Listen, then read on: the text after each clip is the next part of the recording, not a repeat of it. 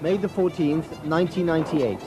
History will remember this as the day that Jakarta, one of Asia's great cities, was sacked by its own people. The day began with fresh fires and more rioting in a capital now ruled by the mob.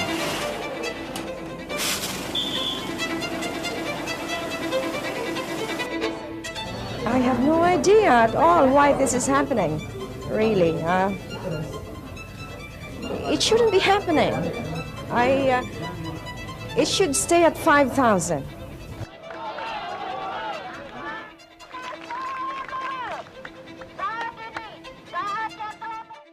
Saya memutuskan untuk menyatakan berhenti dari jabatan saya sebagai Presiden Republik Indonesia terhitung sejak saya bacakan pernyataan ini pada hari ini, Kamis 21 Mei 1998. Tragedi ini bernama krisis moneter.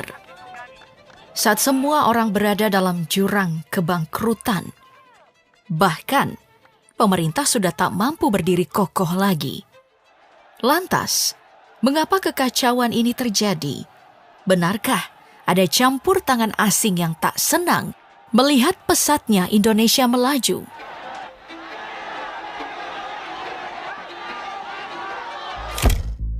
Mungkin hari ini luka menganga sejak 27 tahun lalu itu berangsur sembuh. Namun, meski pilu sudah mulai samar, rasa penasaran dari mereka para penyintas belum juga terjawab. Mengapa mereka yang jadi korban ganasnya kapitalisme yang merobek helai tipis fondasi ekonomi negara yang baru seumur jagung? Bahkan ricu pasar saham dalam negeri baru-baru ini juga ditengarai merupakan pertanda buruk terulangnya krisis yang sama di era modern. Indeks harga saham gabungan berakhir di zona merah, ambruk 3,84% ke level 6.223,39. Indeks harga saham gabungan anjlok hingga 7%. Meninggalkan jejak hijau di bursa saham, ada apa antara Presiden Prabowo, konglomerat, dan anjloknya bursa saham Indonesia? Banyak yang bilang instabilitas politik dan maraknya korupsi, kolusi, dan nepotisme adalah biang dari kekacauan ini. Namun apabila ditilik secara global, awan kelabu pertanda krisis di tahun 98 tidak hanya meliputi Indonesia, melainkan merupakan problematika regional atau bahkan global.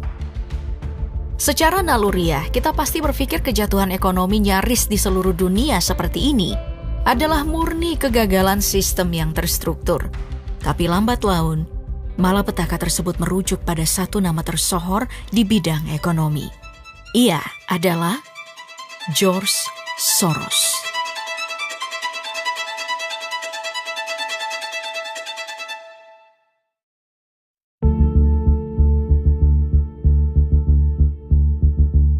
Mendengar namanya, beberapa orang yang bergelut di sektor investasi, perbankan, dan sejenisnya mungkin akan menelan ludah.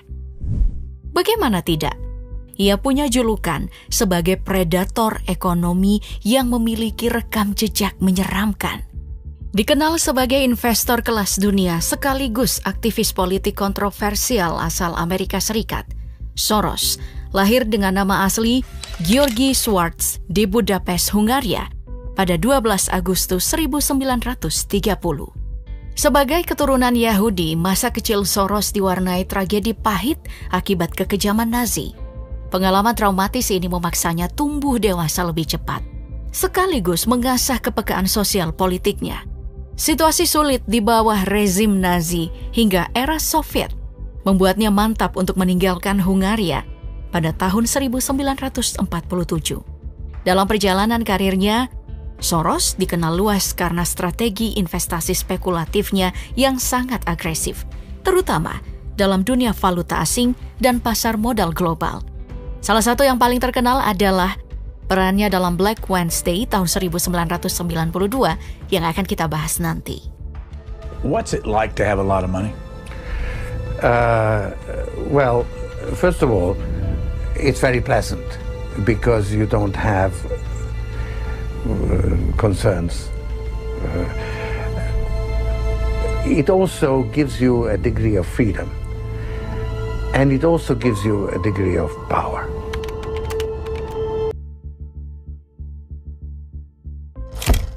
Ketika badai ekonomi melanda Asia, Soros bukan pemain kemarin sore. Sejak tahun 1970-an, ia sudah memimpin Quantum Group of Funds, perusahaan investasi global yang mampu memberikan laba spektakuler hingga 30% per tahun, menjadikannya salah satu yang terbaik di dunia. Namun, Soros bukan tipe investor konservatif. Ia turun langsung dalam aksi spekulasi brutal. Salah satunya tudingan serangan short selling besar-besaran terhadap mata uang baht Thailand yang disebut-sebut memicu krisis moneter Asia, termasuk Indonesia. Soros sendiri keras membantah tuduhan itu. Menurutnya, krisis tersebut disebabkan oleh banyak faktor, mulai dari kebijakan ekonomi yang buruk hingga kepanikan pasar global. Tapi bantahan ini tak mampu meredam amarah publik, terutama Perdana Menteri Malaysia kala itu, Mahathir Mohamad. Mahathir mengecam Soros sebagai perampok ekonomi, bahkan memainkan isu agama dan ras dalam pernyataan kontroversialnya. Orang bodoh. Krisis ini adalah rancangan kaum Yahudi yang tak senang dengan kemajuan negara Islam. Serunya dalam penuh amarah, sebuah pernyataan kontroversial yang dicatat jelas oleh kolumnis Daniel Moss dalam catatan sejarahnya. I mean, that is a real danger to open society, and I think what Mahathir is now doing is quite outrageous.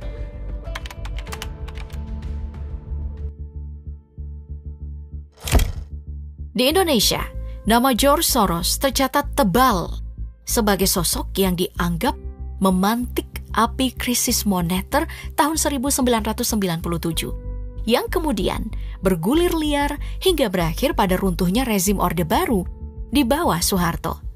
Awalnya, rupiah hanya goyah perlahan, namun serangan spekulatif langsung menghantam tanpa ampun. Bank Indonesia mencoba bertahan dengan menaikkan suku bunga, tapi upaya ini mulai memperberat beban perusahaan yang sudah terjerat utang dalam mata uang asing. Oktober 1997, Indonesia terpaksa meminta bantuan IMF. Namun, bantuan IMF datang dengan syarat yang berat. Reformasi ekonomi besar-besaran, termasuk penutupan 16 bank bermasalah. Langkah ini malah memicu kepanikan massal, menjatuhkan kepercayaan publik hingga titik rendah. November 1997, krisis kian ganas. Rupiah jatuh dari 2.600 menjadi lebih dari 4.000 per dolar dalam hitungan bulan. Perusahaan-perusahaan besar tumbang karena gagal melunasi utang luar negeri mereka yang tiba-tiba melonjak drastis. Di Januari 1998, kondisi pun makin kelam.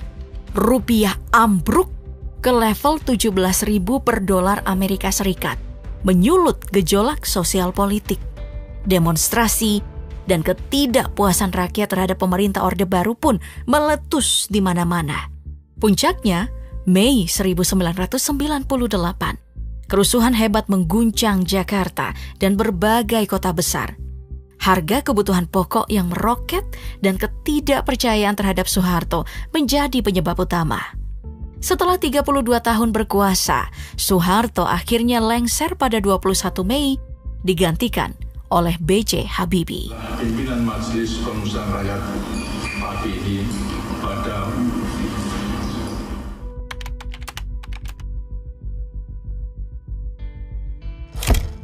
Kepanikan yang sama pun muncul lagi di 3 bulan awal tahun 2025 ini. Polanya sama. Nilai tukar rupiah semakin impoten. Pasar saham longsor lebih dari 6%, bahkan dalam waktu setengah hari, hingga daya beli masyarakat jauh menurun. Walaupun begitu, banyak analis mengira bahwa bencana ini adalah faktor internal. Salah satu indikatornya adalah di hari kehancuran indeks harga saham gabungan. Pasar saham negara-negara lain, utamanya di regional Asia, terpantau justru menghijau. Kegilaan ini memunculkan pendapat bahwa Indonesia sendirilah yang sedang rentan di tengah rising star baru di Asia yang sedang gemilang-gemilangnya. Sebut saja Cina, Korsel, atau tetangga dekat kita Vietnam dan Malaysia, atau yang telah lama mapan seperti Singapura. Korupsi dengan nilai ratusan triliun, PHK massal, instabilitas politik, iklim investasi yang buruk karena permainan mafia dan ormas dituding menjadi biang kerok. Sembari negara-negara tetangga berupaya memperbaiki hal fundamental seperti itu, pemerintah Indonesia terlihat abai melihat problem ini dengan menelurkan kebijakan yang justru mengundang gejolak. Narasi di media memang bisa digiring oleh buzzer untuk seolah-olah mencitrakan ekonomi bumi Nusantara kita ini sedang baik-baik saja. Tapi pasar jelas tak mungkin dikendalikan dengan mudah jika sentimen terus negatif. Kerentanan ini bisa menjadi celah menganga yang boleh jadi dimanfaatkan oleh Soros ataupun Soros-Soros lainnya di dunia ini. Seperti hal yang terjadi di Thailand pada tahun 1997 silam, di mana pemerintah dan bank sentralnya tak kuasa membendung permainan Soros.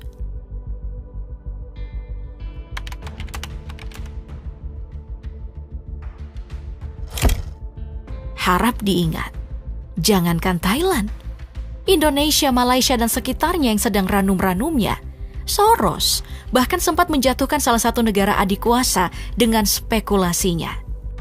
Sebelum membuat Asia terguncang, Soros lebih dulu melumpuhkan Inggris lewat Black Wednesday 1992. Awalnya, Inggris enggan bergabung dengan sistem mata uang tunggal Eropa atau ERM karena takut pound sterling bakal jatuh jika dilepaskan dari emas. Soros membaca situasi ini sebagai peluang besar. Ekonomi Inggris melemah, suku bunga tinggi, dan Inggris pasti akan dipaksa menurunkannya, membuat pound sterling anjlok. Ia pun langsung menjual pound senilai 6 miliar US dollar dan membeli Deutschmark senilai 7 miliar US dollar. Bahkan, Soros nekat meminjam 5 miliar pound dari Bank of England untuk ditukarkan ke Deutschmark. Dan benar saja, 16 September 1992, Inggris menyerah, menaikkan suku bunga 2 kali hingga 15% hanya dalam sehari. Tapi langkah itu justru makin menghancurkan pound, turun 3% dalam sehari.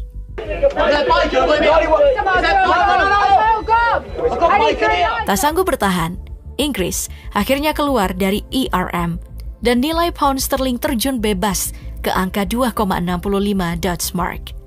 Hari itu, Soros menang besar. Sementara Inggris mengalami salah satu mimpi terburuk dalam sejarah ekonominya.